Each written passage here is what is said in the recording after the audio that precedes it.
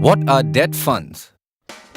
You've probably heard of a mutual fund scheme called debt schemes, or popularly known as fixed income funds. Ever wondered what those are? Well, here's an easy example.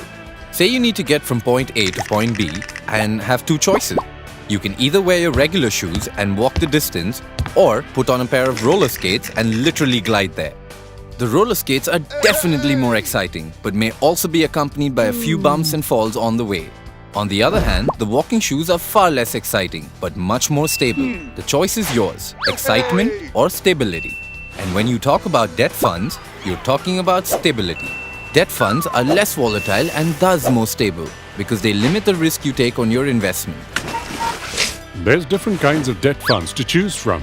And to evaluate which kind is best suited for you, consider a few parameters. Just like the choice of walking shoes or roller skates would depend on how fast you need to get there, there are different kinds of debt schemes depending upon the period of investment or the time horizon. There's liquid and money market funds, suitable for investors who have surplus or idle money, but for very short investment horizons, ranging from a few days to a few months. Then there's short-term debt funds, which invest in debt securities and are suited for investors with a short-term investment horizon of 6 months to a year. Finally, long-term debt funds invest in government bonds and corporate bonds. These funds invest in a portfolio of predominantly debt securities across different categories and sectors and are suitable for investors with a horizon of at least a year. Another important way to classify debt funds is based on the kind of debt securities they invest in. Here's a few for you to consider. Floating rate funds that regularly adjust the interest rate they pay to reflect the market rate. These funds invest mostly in floating rate debt instruments and are best for investing during rising interest rate regime. Government security funds, on the other hand, invest only in short-term or long-term government securities issued by either the central or state government. These funds give retail investors access to government securities which are otherwise available as investment option only to high-value investors. Corporate bond funds invest across a variety of debt instruments typically issued by private sector, public sector or semi-government entities. That's quite a few to choose from already, isn't it? And that's only based on 2 classifications. The good thing about debt funds is that there are numerous kinds, so you'll always find something to suit your needs. Here are some more. Dynamic bond funds are another option, investing in debt and money market instruments. These funds identify opportunities arising from inefficiency and volatility in the debt market. Depending upon the market environment, they have the flexibility to invest in long-term or short-term debt securities.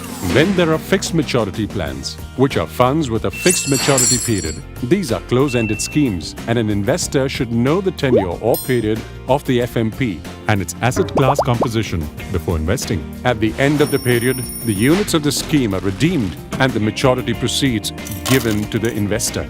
High yield or credit opportunities are funds that are focused at identifying opportunities in securities with a lower credit rating but which offer the potential for higher returns, making the fund manager's role crucial as the risk is taken with an eye on returns. There are also certain fixed income funds that invest in fixed income securities issued by companies from certain sectors, like those that invest only in bonds issued by public sector companies or by banks. Other than pure fixed income funds, there are also fixed income oriented funds that predominantly invest in debt yet have a small portion invested in equities.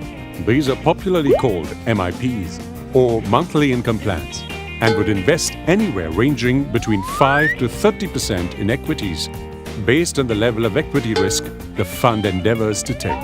There you go, a range of options to choose from. Remember to take stock of the various choices you have when investing in fixed income funds and carefully consider your options before investing. Because unlike choosing between regular shoes or roller skates, there's other details you have to decide for debt funds. But if you do your research and make a good decision, you'll definitely end up with a fund that's right for all your goals. We hope you've enjoyed watching this video. Watch more and we'll help you learn about different investing concepts. You can also write to us with your feedback at editor@templeton.com. Mutual fund investments are subject to market risks. Read all scheme-related documents carefully.